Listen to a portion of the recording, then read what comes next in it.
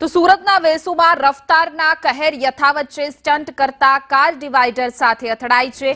કારમાં બેઠેલા બે યુવકોને ઈજા પહોંચી છે। કારની સ્પીડ 120 થી 150 હોવાનું અનુમાન છે। કાર ચાલકે સ્ટન્ટ કરી લોકોના જીવ જોખમમાં મૂક્યા છે। જે રીતે રફતારના રાક્ષસો બેફામ બન્યા છે। કારમાં બેઠેલા બે યુવકો પણ ઈજાગ્રસ્ત થયા હતા, પરંતુ જે રીતે પૂરપાટ ઝડપે આ કાર આવતી હતી તેને લઈને આસપાસના યાત્રીઓના પણ છે જીવ જોખમમાં મૂક્યા હતા। ખુદના તો મૂક્યા, પરંતુ બીજાના જીવ પણ જોખમમાં મૂકી રહ્યા છે। ત્યારે આવા સ્ટન્ટ બાજુ પર લગામ ક્યારે તે પણ સવાલ ઉઠી રહ્યો છે। વધુ વિગતો સાથે અમારા સંવાદદાતા મનીષ જોડાઈ ગયા છે। જી મનીષ, સુરતમાં અસામાજિક તત્વો રફતારના રાક્ષસનો જે કહેર છે દિન પ્રતિદિન વધતો જઈ રહ્યો છે।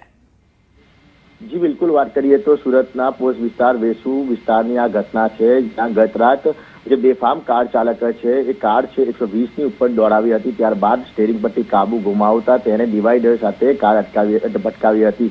સમગ્ર મામલાની વાત કરીએ તો જે કાર ચાલક છે 4 મહિના અગાઉ પણ આ જ રીતના સ્ટન્ટ કરતો હતો અને તેનો વિડીયો પણ સોશિયલ મીડિયામાં વાયરલ થયો હતો। ત્યારે વેસુ પોલીસે તેની પાસેથી કાર્યવાહી પણ કરી હતી અને તેની પાસે માફી પણ મંગાવી હતી, પરંતુ આવા જે રફતારના રાક્ષસો છે તે સુધરવાનું નામ નથી લેતા અને લોકોના જીવ છે કે તે જોખમમાં મૂકે છે અને બેફામ રીતે કાર ચલાવે છે અને અકસ્માત સર્જે છે, જેને લઈને અત્યારે સ્થાનિકોમાં પણ રોષ ભભૂકો ઉઠ્યો છે અને આવા તત્વો પર કાર્યવાહીની માંગ કરી છે।